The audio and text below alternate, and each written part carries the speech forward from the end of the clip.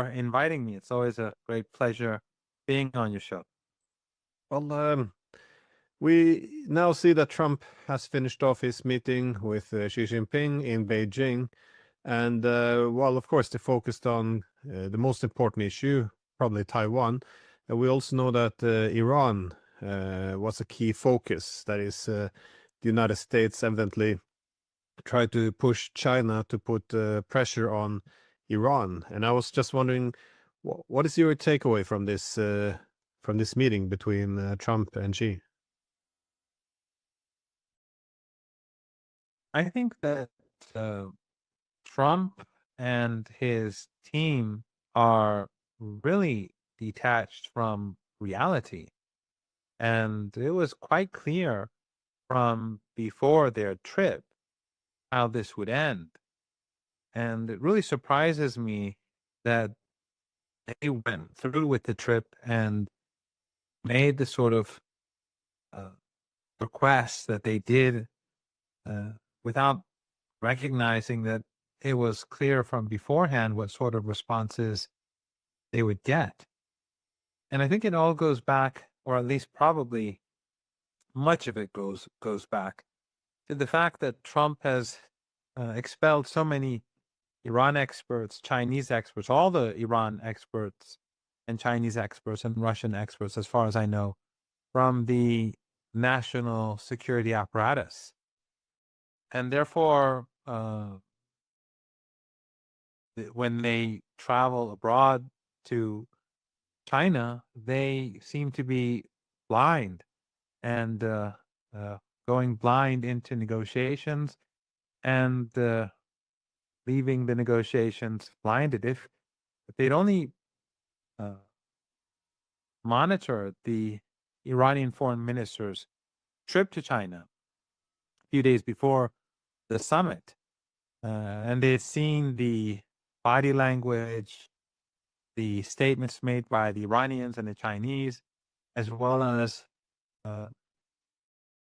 Chinese media reactions and social media reactions to that visit, I think they would have, through that alone, recognized that their requests were not going to achieve any results. But in any case, I think it's probably even worse than I had anticipated, not on the Iran front, but in general, the trip achieved nothing. The only positive note, I think, for Trump was that he was able to stay in China for a couple of days without insulting the host. That was, I think, for him, quite an achievement. But beyond that, I don't see any excess. It was a wasted trip. And I think now that he's returned to the United States, probably what we're going to see is a move towards renewed violence with Iran. The United States does not have the political will to implement the ceasefire, to end the siege on Iranian ports, and to bring about a ceasefire in Lebanon and Gaza so that ships can, more ships, the ships from the five, linked to the five countries that assisted them against Iran, could pass through the Strait of Hormuz. They don't have the political will to do so. Probably, or I guess it's pretty clear that the reason behind it is the Zionist lobby and the Israeli regime. They will not accept a ceasefire. They will not accept an end to the hostilities for a host of reasons. Netanyahu has his own personal agenda. There are the elections ahead, his court case. There's his coalition partners. But we do see that we do see splits, even though we are moving, I think, towards war. I think war could be quite soon, in fact, between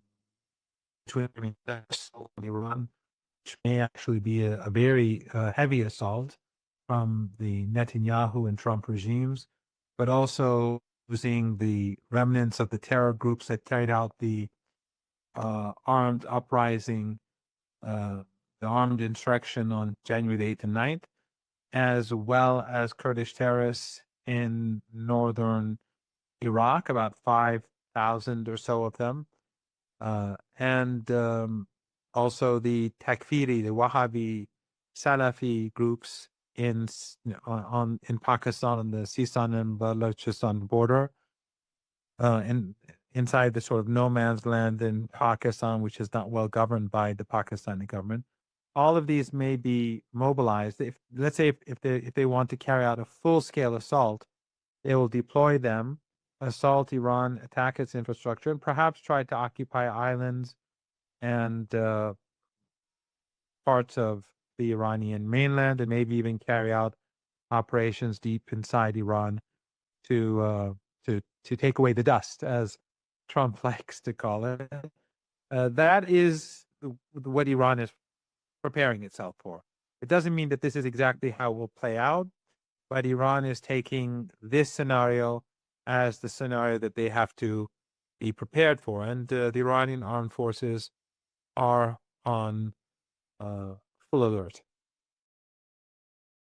Well, if we look at the media, we get similar reports. That is, given that there's no more, diplomacy more or less has failed, and they argue that Iran has rebuilt or the overwhelming majority of its missile bases, and furthermore, given that the meeting with China is over, that they're looking now to return to all-out war. That is, the United States and Israel, they're considering starting bombing and also seizing some islands, including Karg Island, which have a lot of questions how they're going to pull it off, and but also more efforts to essentially retrieve or remove the nuclear material from Iran. So a lot of talk. I'm not sure which of these objectives, like the nuclear material, if that's just to shape the narrative that this is about nuclear weapons. I'm not quite sure exactly what the key objectives are. There's, again, the information war is kind of thick at the moment.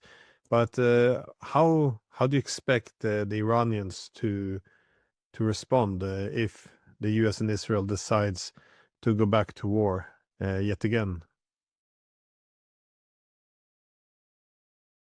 I think the Iranians have made it pretty clear that their response will be very harsh. It will be more decisive than even the 39-day war or the 39-day hot war, the first phase of this current war, because the war is ongoing.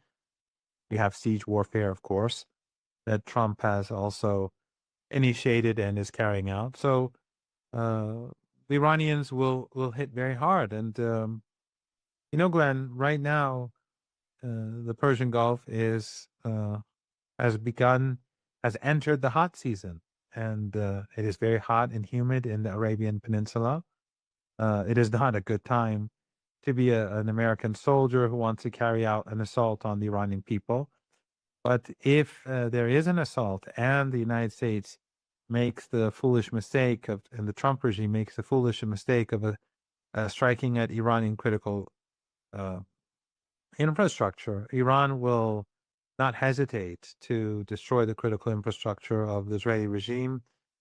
Jordan, Saudi Arabia, the Emirates, Kuwait, Bahrain, Qatar, and all these countries that the UAE, all these countries that are involved in the war against Iran, their critical infrastructure will be destroyed. And the countries, those entities that will be harmed the most will be the Emirates, Kuwait, Bahrain, Qatar, and Saudi Arabia, because of the weather in the Arabian Peninsula and the Persian Gulf. If their electricity goes out, if their water supplies are struck, then people will not be able to live there. They will have to empty these tiny countries, or in the case of Saudi Arabia, not a tiny country, but they'll have to evacuate them. And this is something that even Turkan Faisal, in his article that I'm sure you read a few days ago, acknowledged that Saudi Arabia is deeply vulnerable if Iran does carry out these strikes. But since these countries are complicit in war against Iran, they've especially the United Arab Emirates. They have a special place in the hearts of Iranians right now, but all of them are complicit. So if there is war, then I think that will be perhaps the end of these countries. And that would mean that the current economic crisis will definitely end up as a deep economic depression, deep and long-lasting economic depression. That will change the face of the world. There's no doubt about it. People across the world will be heavily influenced by the catastrophe, but Iran will have no option. I'm sure you recall that when the Israeli regime struck Iran's South Pars gas field, Iran does not initiate war, and it does not initiate um, but if the other side does, Iran said that it will hit harder, and it did. It hit Qatar's and Emirati gas installations very hard, so hard that Trump put out a Truth Social post in the middle of the war saying, I had nothing to do with this. Netanyahu will not do it again. Why? Because he recognized the devastation that Iran can cause. This time around, Iran won't be pulling any punches. The retaliation, the response of Iran will be severe. And from my understanding, it will be overwhelming. And it will be far worse than last time around. So I consider it to be a start of a new conflict, catastrophic for the world. But Iran will not lose the war. They can pound Iran's critical infrastructure. We will rebuild them. But the U.S. allies in the region, there will be nothing left for them to go back to. These countries will have to be emptied for months. And after a few months, who knows what will happen. Yeah, well, this is often what people are speculating about, to how fast this will go up the escalation ladder. But this is, I guess, also why many people cling to the hope that there won't be a return to hostilities, given that it will be so incredibly destructive. But from your perspective, though, is there any more diplomacy going? Because the Americans put forward this proposal to Iran. Iran said this was a non-starter. The Iranians put a proposal to the Americans, and they more or less said the same. So is this the end of the line? Well, it depends on the Americans. That's why we accepted the ceasefire. It was, of course, a defeat for the United States, no doubt. And Trump initially called for unconditional surrender, just like at the beginning of the 12-day war. And he ended up, after 39 days, accepting Iran's demands. Iran is not going to change that. The United States apparently seems to be under this illusion that if it puts pressure on Iran, that this was just some sort of starting um, proposal that would be revised and watered down, and after a period of time, the Iranians would accept something similar to what the Americans are demanding. The Americans lost the war. They are not winning the siege warfare. The world is losing. The world is suffering as a result of Trump and Netanyahu and Zionism. And Iran, of course, is suffering too, but Iran will manage.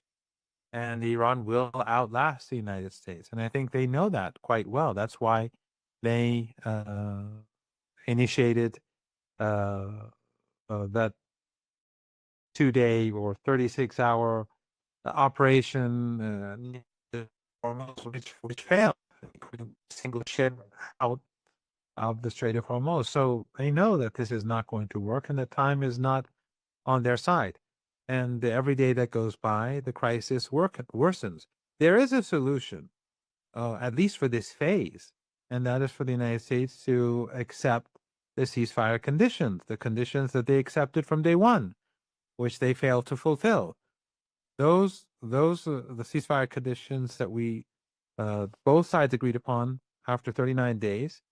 The United States, if it had fulfilled those conditions, we would not have slaughter in Lebanon. We would not have slaughter in Gaza.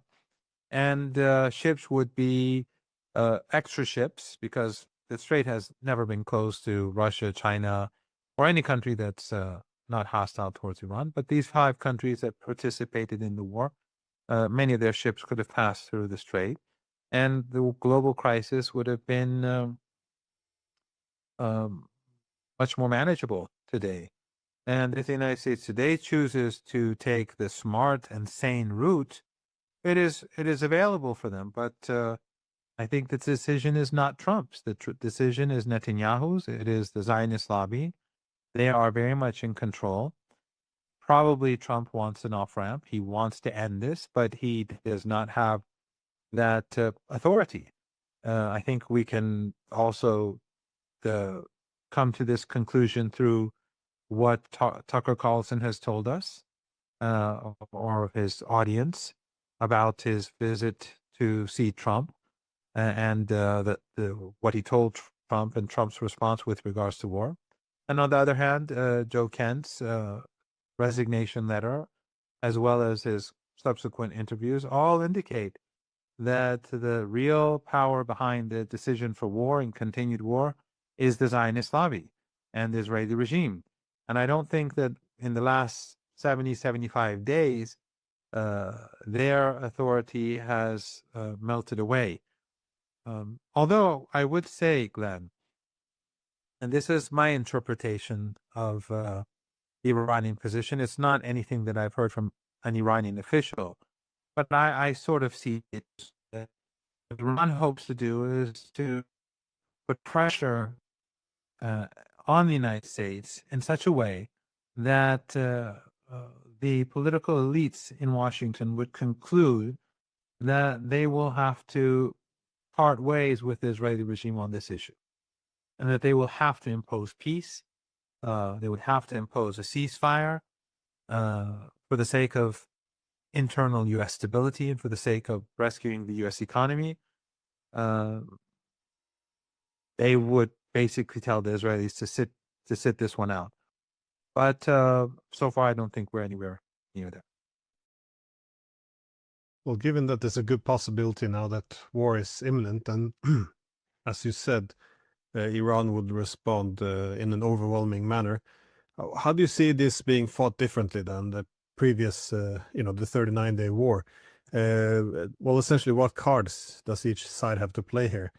You mentioned, of course, the United States possibly activating some of its proxies, but beyond this, well, what cards do the Americans and Iranians have to play now, or will it be something similar to last time?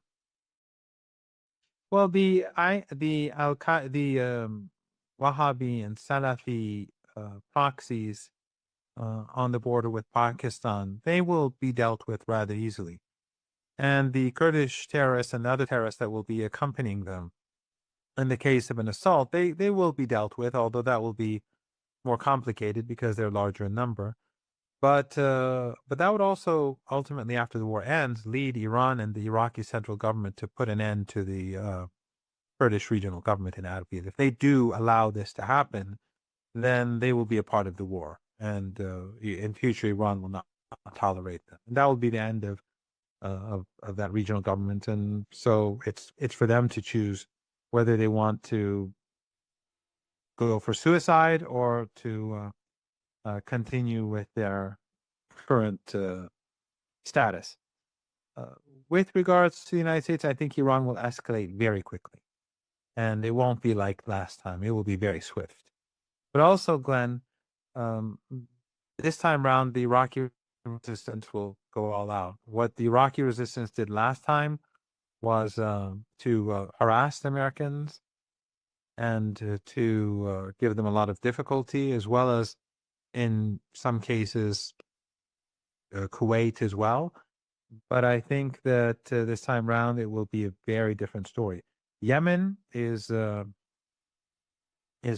now fully ready and prepared for war, and so I think that the Red Sea will be shut down, and so the oil exports and other exports from the Red Sea, that will come to an end. The Iranians have allowed the Saudis to continue with those exports because Iran wants an off-ramp for the Saudis. Um, but as long as the Americans have a presence in these countries, the military has a presence in these countries, they are partners in war. And so the Iranian response will be will be on all fronts.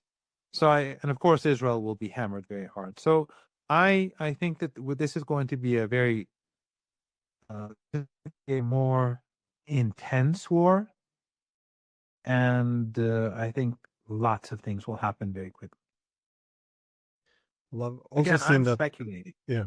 Well, I've also seen that Israel, United Arab Emirates, and Saudi Arabia are now coordinating their military operations. I was wondering to what extent it would be possible for the United States to outsource part of the war fighting to its allies, because again, ideally, when the US goes to war, we'll use Ukrainians to fight the Russians. You would ideally use Taiwanese or Japanese to fight the Chinese, and you would use the Arabs to fight the Iranians. But how do they have enough fighting power on collectively to actually carry part of this burden? Or I mean, Israel is has quite a formidable army, but these Gulf states, the UAE and Saudi Arabia, to what extent can they make a difference? Well, I think Yemen, the real Arabs of the Arabian Peninsula, they will by themselves be able to deal with Saudi Arabia, and the Emirates is none of these countries have fighting forces.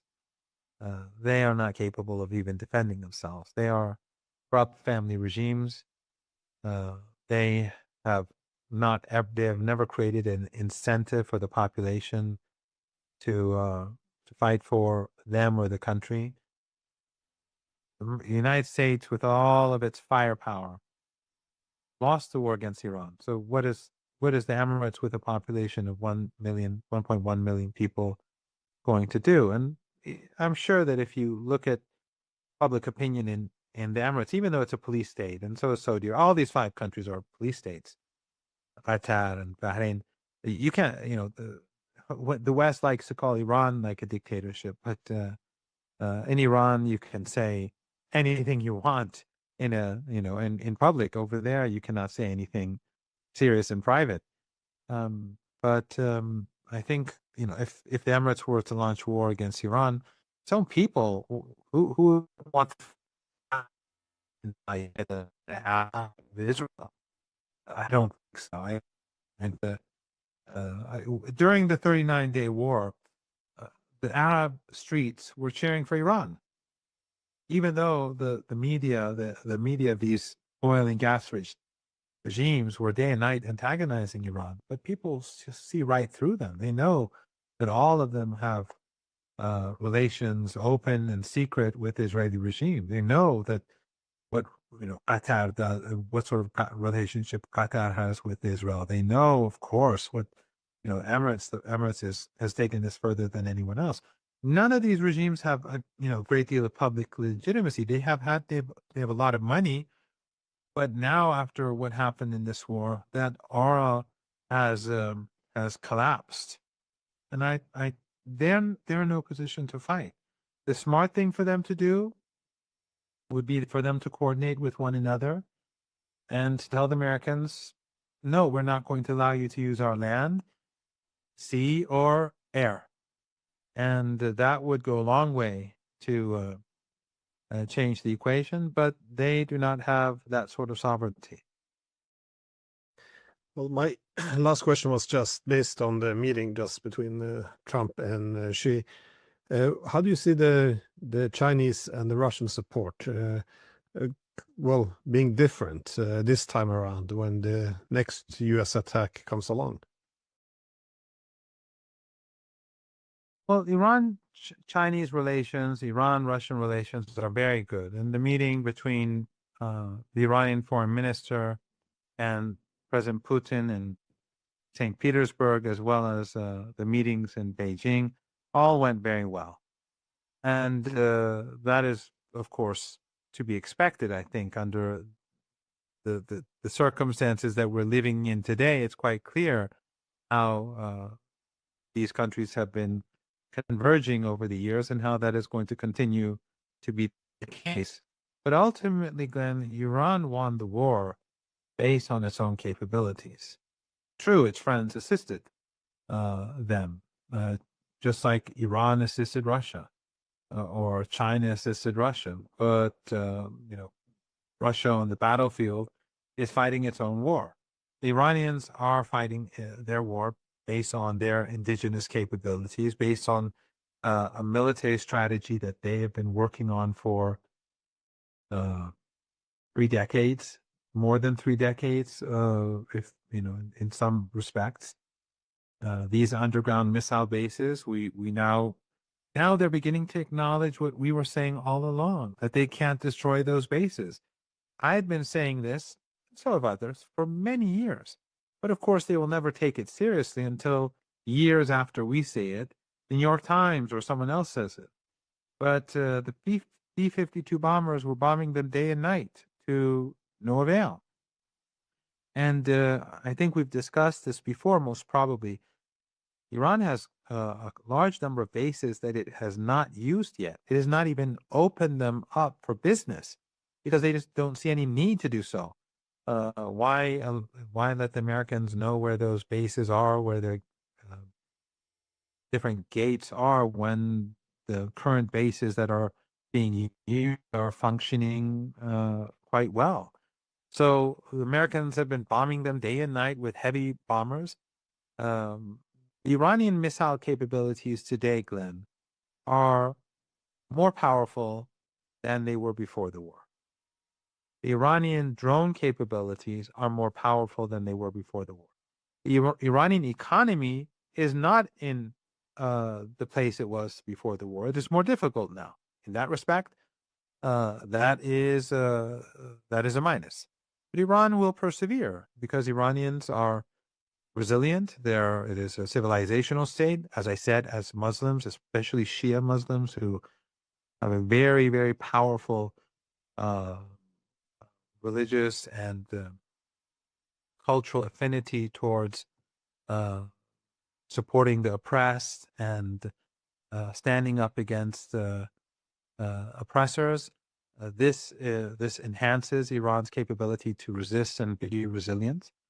So the Iranians will definitely outlast the Americans. But when it comes to its military capabilities, the necessary ones, Iran is more powerful today, whereas the Americans have wasted a lot of ammunition. And on the other hand, on the ground, I think what the Iranians have, just as they've been preparing those underground missile bases and drone bases for decades, the Iranians have been preparing for a ground invasion for decades. They've been preparing for a much larger ground invasion for decades. So I think the Americans will be very foolish to conduct an assault on the ground. The Iranians will probably, again, I'm speculating completely, but I think the Iranians will allow them in.